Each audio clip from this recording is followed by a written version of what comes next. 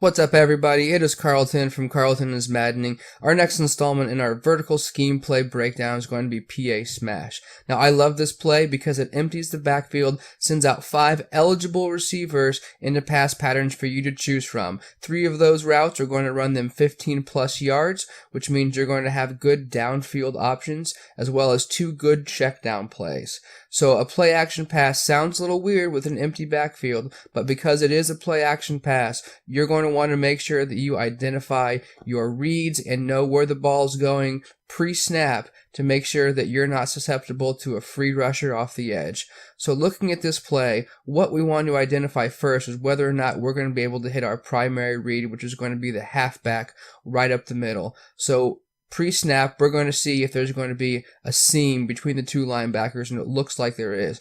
So as we snap the ball, we're going to want to hit the ball, hit our receiver on the right, our halfback, right between the linebackers, which we're able to do for a 15, 20-yard gain.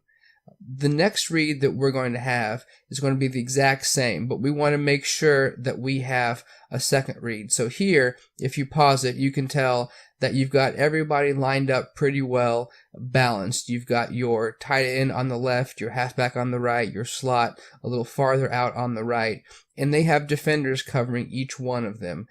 You've got 2 high safeties. So what we're going to do, if that halfback is not open, we want to make sure that we know what our second read is going to be. Because of the balance of this, we want to look to the backside and to that slot receiver on the right. In order to see which side is going to be open more, we're going to want to read the 2 safeties deep to see if one side opens up more than the other. So as we go ahead and move the play forward, we can see that the safety that's deep left cheats back to the middle of the field. Our halfback is actually doubled by the coverage from the linebacker and the safety that came down. It's a cover 3 look, and so we're going to hit the tight end on the backside for another 15, 20-yard gain. Looking at the third option we have here, again, we see that same cover 2 look, but one difference is on the right now, all of a sudden, both our halfback and our slot receiver are uncovered. You've got 2 linebackers back in behind the defensive line. So we know right off the bat that if we need to go to a second read because our halfback is covered, we're going to want to take it to the offensive right because the defensive balance is shifted completely left. So as we snap the ball, what we can actually see is that our halfback does in fact get eaten up by a safety help coming over. So we're going to take the ball, throw it to one-on-one coverage on the offensive right side to our slot receiver. Now, we've talked about checkdowns, and this is a good way to read that. Again, we pause it here at the beginning. We've got a cover 2 look. We've got our slot receiver on the right is going to be open, but we do see that also our tight end on the left is uncovered as well. So what we're going to do is we essentially have a 2-man game here on the backside. If our halfback is not going to be open, we know that our wide receiver, our tight end on the left, is going to be covered up either by the cornerback if the cornerback drops, or by the safety.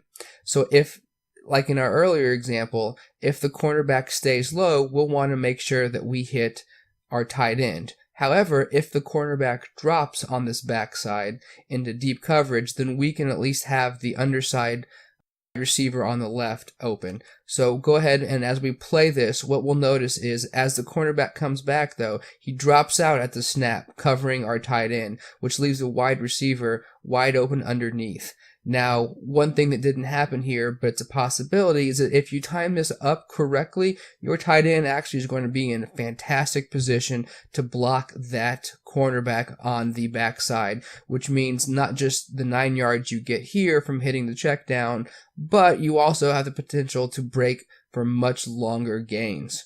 So because this play empties the backfield, because you've got 5 good options, because a lot of those go deep, this is a great play to use to move the chains. But it's also a great play to use as your opening play in Overdrive.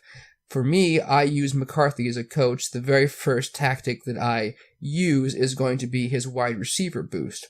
But here, your tight end and your halfback, as well as your slot receiver, are going to be your primary reads. So while I recommend using a wide receiver as the slot receiver, this is not a play that has a lot of receiving yards going to your wide receivers. So if you can use it early, get it out of the way, then you can use the other plays later that would maximize your wide receiver receiving yards. That's just one way you can stagger your plays in Overdrive to take advantage of the tactics that you're using. Thanks for watching this video. If you found it useful, make sure you hit that subscribe button for more great content. Otherwise, hit that like button. We'll talk to you later.